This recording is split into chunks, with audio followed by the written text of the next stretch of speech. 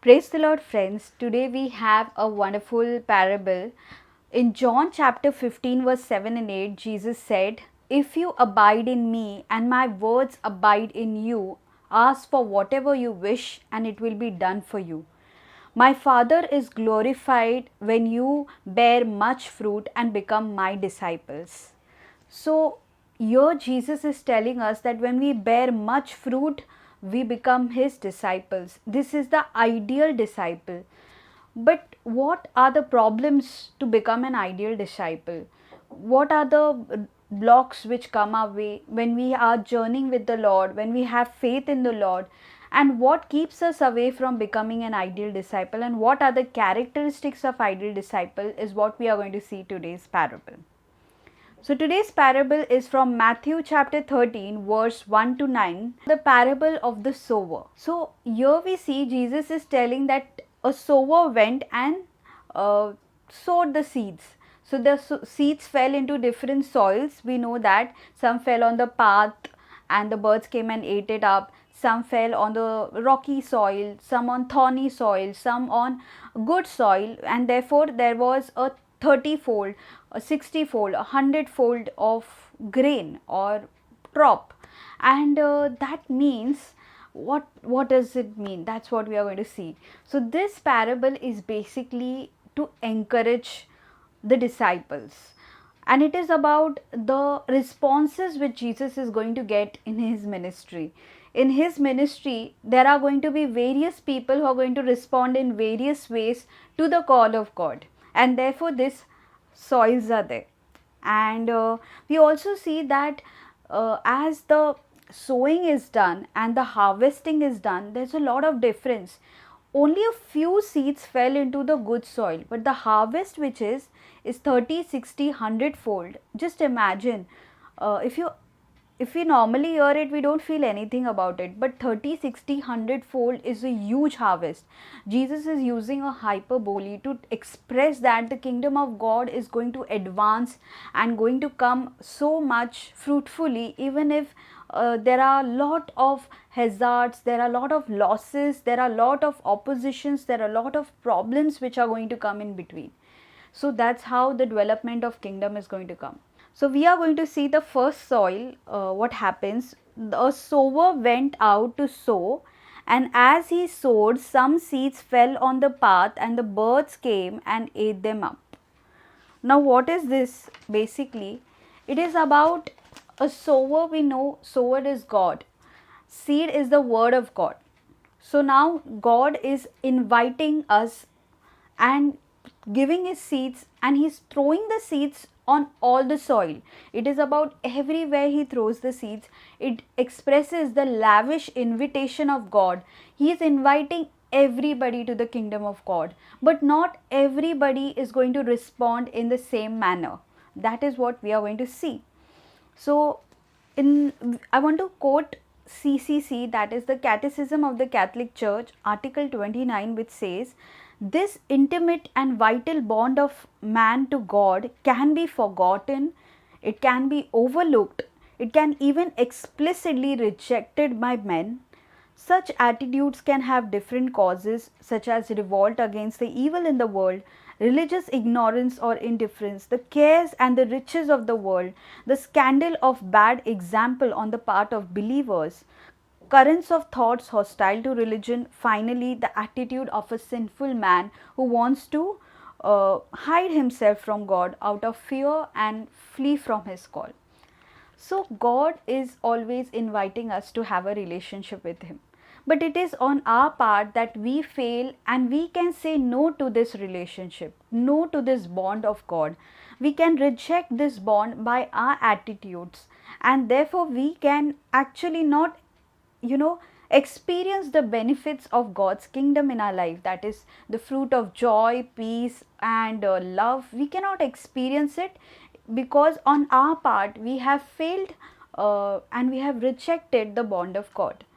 So it is for every one of us. The journey goes from the first soil, where we saw that the birds came and ate the seed.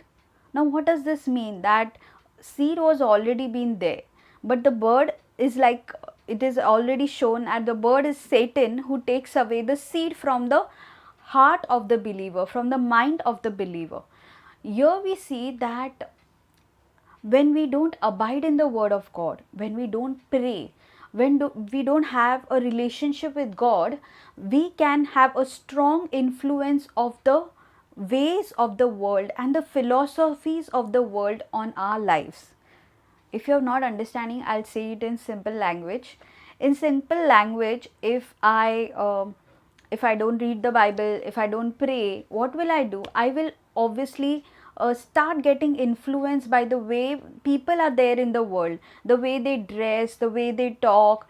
I also want to be like them, and therefore, even if the word of God is telling me to be holy, but the world is not telling me to be holy, for them it is very it is a lifestyle, it is a style to do certain things which are wrong.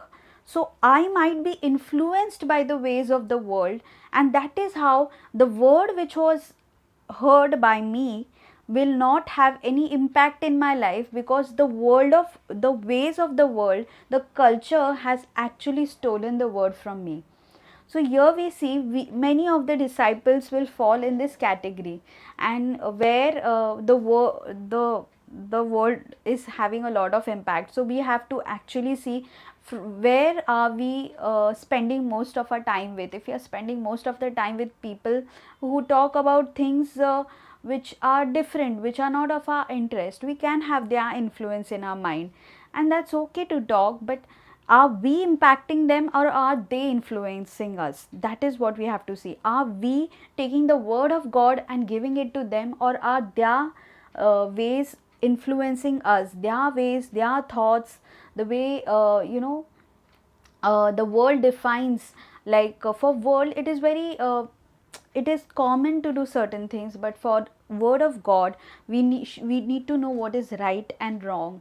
We can fall in this category where the birds can be the culture and the world's influence on us, where we mostly go by the majority. So if the majority of people are doing a certain sin, we might feel that that is okay, completely okay, even if God's word is telling us that is not right. That is how we can come into this category. Now let's move on to another category, which is the rocky ground. Now here we see it's the other seeds fell on the rocky ground where they did not have much soil, and they sprang up quickly since they had no depth of soil. But when the sun rose, they were scorched, and since they had no root, they withered away. Here we see that the category which belongs to this soil, that is the rocky soil, they have partial commitment to God or the gospel. They are not fully committed to the Lord, and therefore when any kind of trouble comes or persecution comes, they may easily give up their faith. They may easily stop praying. They may easily stop reading the word. And therefore the problem here is sometimes people might reject us, insult us, hate us. We might experience persecution when we follow the word of God, the Bible and the Lord Jesus. And that is why people might isolate us and might reject us for certain things. And this category of believers might not take that rejection, they take it very seriously in their lives. They start blaming God for everything. In this category, God did this, God brought this suffering in my life, God did that, God did that. So they don't have a mature faith, they don't have a proper understanding of the faith. That is, they still need to know Christ more better, because here God, Jesus has already said, take up your cross and follow me. And the teachings where Jesus has already said that there are going to be troubles in this life. So the problem with this type of disciples are they blame God when actually God is not responsible, because they are still not the ideal disciple. So God is not able to entirely take charge over their lives. Partly their decisions and other circumstances also play a part, and obviously there are going to be difficulties when we follow the Lord. But the initial enthusiasm is much, because initially they are like, wow, praise the Lord, hallelujah. But when troubles come, when persecution comes, they might stop having faith in God. Scandal can also have a lot of impact on our faith. We can see some bad examples of people who are in the Lord, who believe and who preach the gospel, and we might feel that God is like this, or maybe when I pray, my life will become like this, and therefore we can actually give up praying and give up our faith life. But we are supposed to follow Christ and not human beings or people or preachers. We should imitate the values of Christ and his church. So this is the second soil. Now let's move on to the third soil, that is the thorny. Here majority of us can come into this category, and let's discuss about it. So here we see that other seeds fell among the thorns, and the thorns grew up and choked them. And so here, what is the problem with this type of people or disciples? So here the problem is the cares of the world, the riches and the things which are there in the world. These are the distracted disciples. They love the Lord, they know that God is real, they have accepted the truth, but they are so much concerned about things which are earthly, like I don't have a job, I don't have money, I don't know what is going to be my future, I don't have friends. I know these are very important questions at certain points of time. Yeah, it is really important. But are these thoughts taking up your entire life? It is just draining you, it is leading you away from God. If these things are leading you away from God, we might be a part of this category where we are not properly detached from the world. Okay, and for small things we have fears and stress. Small things, this happens, we have fear, this happens, we have stress, because of attachment to things and people. So here the focus is not completely on God, the focus is shifting here and there. So there are a lot of thoughts, there are a lot of questions, and they are mostly concerned about only this life. It is not about the kingdom of God. So when God is not our focus, we might fall into this thorny category, where we might be distracted, that even if we have a good heart to obey God, we might get distracted by other things and other concerns. So majority of us come in this category, and we really can't produce fruit for the kingdom, because all that matters to us is the life which is there in this world and how we can be comfortable. And sometimes this comfortableness we can actually say no to God if we are more concerned about our comforts, and therefore this is a quite struggle. But let's focus on to the ideal disciple which God is calling you, me and every one of us. And it is when other seeds fell on the good soil and brought forth grain, some 100-fold, 60-fold, 30, some 30. So let anyone who have ears listen. Now, ideal disciple, if I want to name any person ideal disciple, it is going to be Mother Mary, obviously.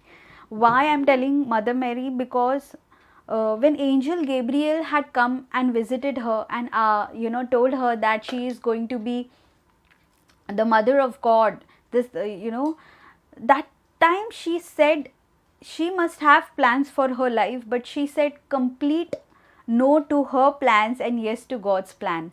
That the complete surrender, where she said that let it be done to me according to your word.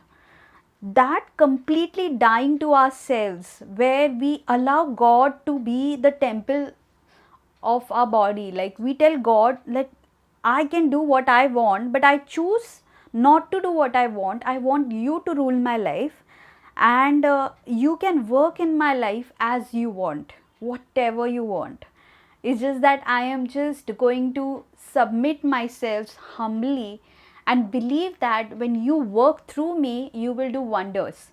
And in this category, Mother Mary said yes, not only once, every day of her life, because it said that she accepted the word. She pondered when she didn't understand certain things. Why, when Simeon made that prophecy and all, she pondered about it, and she showed no resistance. She was so humble that she accepted the plan of God. And that is how we have to become an ideal disciple, which God is asking you, me, that total surrender and submission to God. It is against the culture. If we tell in today's culture to submit ourselves under someone, it is considered as a weakness, that I'm independent. How can I become dependent on someone? That is how the culture tells us. But your Mother Mary knows it, that when you are a wise person, you are submitting yourself to God, because you know that your plans will not prevail. Like whatever you do, your plans are not going to bring any fruit or joy in your life. The plans of God which He has for your life will certainly be too good, and it will not be good just on earthly life, but on a heavenly journey. It's for a kingdom of God, it is for eternity. And therefore when we are in this category, we become very open to God. We are open to whatever He asks of us. We want to obey Him, strive to do His will. We are totally detached from the world, whether it's emotional detachment or even if we get attached to someone, we bring it in prayer. We get so the our goal is to be the ideal disciple, because in this category the word of God will have impact in our lives. So we will bear 30-fold, 60-fold and 100-fold. And in this category we are single hearted and single mind. There is no divided heart, there is no divided mind. The focus is to please God. The focus is to live a life pleasing to God, a life full of fire with the love of God, and to be a light in this world. And this is what God is preparing us to be, the ideal disciple. And hopefully I've covered all the points. And so basically in Matthew, when this parable is spoken, it is more about understanding. The problem is about understanding and not hearing. So once failure to understand, so when we understand these things, we will start implementing it in our lives. In Luke, the problem was this, the audience of Luke were more about, he was talking about the dangers of riches. So in Christian discipleship, it should not always be about selfishness, anxieties about the worldly things, and therefore we have to respond and persevere. So those who have faith till the end, and who is the ideal disciple, can see the word of God ruling their lives and having an impact over their lives. So hope you have liked this video. If you have liked this video, do share it and subscribe to my channel. Thank you. Bye bye.